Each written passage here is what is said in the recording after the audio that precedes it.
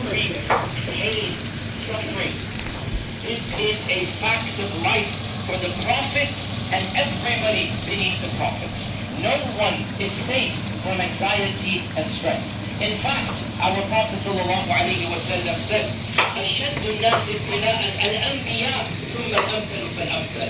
The strongest people who are going to be tested, the strongest tests given, the most difficult tests are going to be to the prophets, and then those that follow them, and then those that follow them.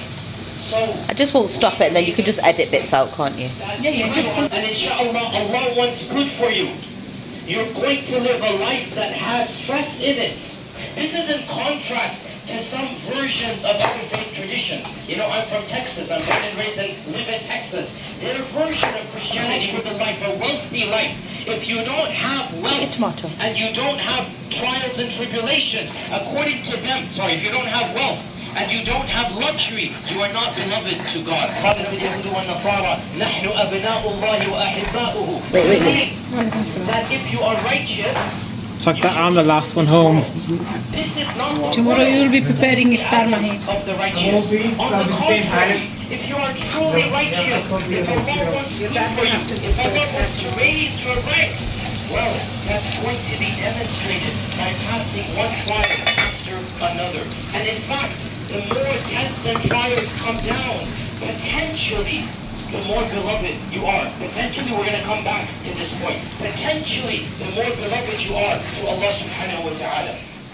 In fact, the notion of pain and suffering, the reality of what we call evil, religion, of every religion, has attempted to reconcile.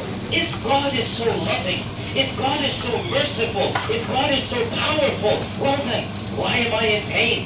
Why did my cousin's child die of cancer? Why did that tsunami wave come and kill those innocent people? Higher branch of philosophy deals with this one topic of anxiety and stress versus a loving God. How and why would a loving God inflict pain and anxiety amongst the people, some of whom from our eyes are very innocent? Why would God do this? Again, much can be said. Time is very limited. But we must, as point number one, before we move on to point number two, we must contextualize. Why are the prophets tested when they are the chosen of God? Why are those right after them tested the most? أَشَدُّ النَّاسِ ابْتِلَاءً الْأَنْبِيَاءُ إِنَّ اللَّهَ تَعَالَى إِذَا. Why pain? Why suffering? Why is there so much anxiety and grief? We have to answer this question before we move on to point number two. And of course, this is a topic that, no exaggeration, you could do a PhD in it. The topic of theodicy, people have done PhDs in this. But a summary of this understanding, a summary of this reality, is that the question of trying to understand pain and suffering, of evil, the question of trying to understand why is there so much evil, this question, listen to this carefully, was fertilized even before evil actually existed.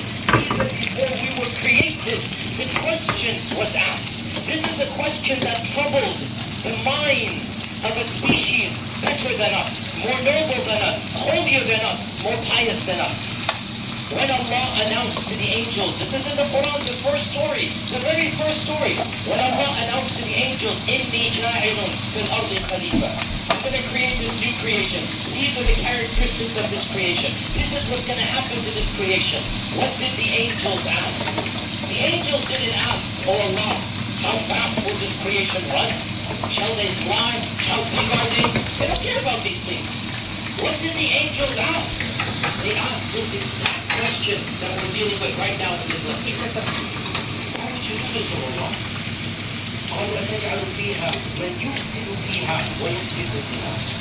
You're going to create a creation, there's going to be evil, pain, warfare, bloodshed. What did Allah say? For us as believers, Allah subhanahu wa ta'ala, there's pain, why there's evil, why there's suffering. On the contrary, He responded in a way that we would call faith-based. You're going to have to trust me on this one. The answer is not only Allahu A'lam, but we begin the answer by saying Allahu A'lam, understanding Wallahu Ya'lam wa antum of our existence. Oh God, because you created us, you must give us everything we desire. Who And said? I've said, no evil, no suffering. We too desire it. In fact, we go more than you. We actually believe it exists. In fact, we aim to enter that world. The only difference is we believe that world shall be gifted by Allah when we show Him we want it. You, on the other hand, demand it after having done nothing. And when you don't get it, you throw the biggest intellectual tantrum imaginable. And you say, because this world is not here, I don't want to believe in God. And this is essentially satanic, right? Because what did Iblis do? What was Iblis's kufr? The kufr of Iblis was takabbur. قال أنا خير من خلقتني من نار وخلقته من طين. Iblis wanted things in a certain way. When that didn't happen, Iblis said, I'm not going to worship you, O God. And by the way, no doubt Iblis is very foolish and arrogant. But the arrogance of those who reject God is worse than that of Iblis. Because Iblis did not reject the, which is bad, but it's not as bad as those who reject God. The point being, we also want a world that is stress-free. Are these done now? Where is that world? It's the next world. And it is a world of no pain, no stress, no anxiety. Allah calls it in the Quran. وَاللَّهُ يَدْعُو إِلَى دَارِ السَّلَامِ. How many have got me? Calls you. What, are you going to Tarawih? Are you going to go to Tarawih? What is Dar es-Salam? Dar es-Salam is No. the abode where there is no pain, there is no suffering, there is no anguish, there is no anxiety. It exists, but it shall be given to those who desire it. Those who I was going to go, but I'm going to put it later. the effort and show their Got to get a flight tomorrow. So when they put in the effort, Eh? Allah will Just back to Bristol. that abode anxiety. So therefore, why is there anxiety in this world? Why is there stress in this world? Multiple things. We'll go over some of them before we move to point 2. All of this is still point 1. Inshallah, we're still on time and we're going to go over all 5 points. Of the wisdoms of why there's anguish and pain and suffering is because Allah subhanahu wa ta'ala wants to test those amongst us who truly want the abode of no pain and suffering versus those who don't care about it. Allah says in the Quran, الذي خلق الموت والحياة ليبلوكم أيكم أحسن عملا. He created death and life to test you. ابتلاء. This world is دار الابتلاء, دار الاختبار, دار الامتحان, and the next is دار الحساب. This world is the abode of test. If we understand this is not true, there's only one thing that is nothing but good, and that is your relationship with Allah subhanahu wa ta'ala. Your iman in Allah, your ibadah, your attachment to Allah, your spirituality, that is the one thing that is 100% positive, shall not have any negatives.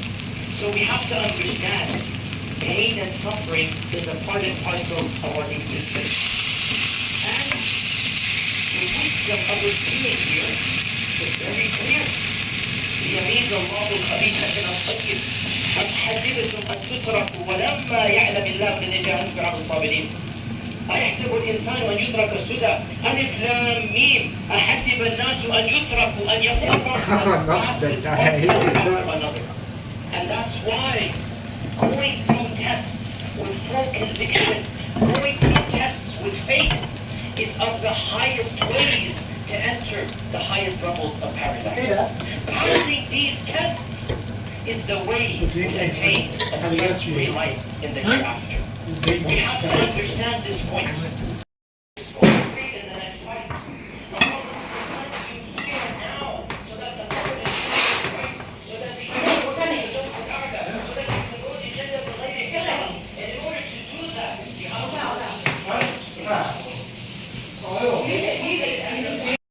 Not only is it a part and parcel of existence, it is actually for us as Muslims, a potential sign that Allah loves you. An attachment to recognize your own mortality, to make you more conscious of your finite life on this earth so that you can prepare for the infinite life in the next life.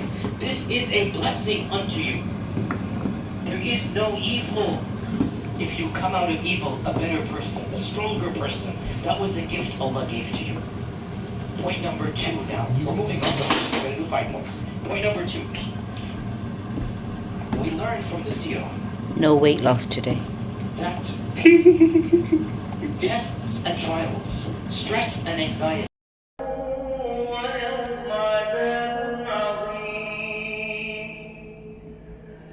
ومن الناس من يقول آمنا بالله وباليوم الآخر وما هم بمؤمنين. Allah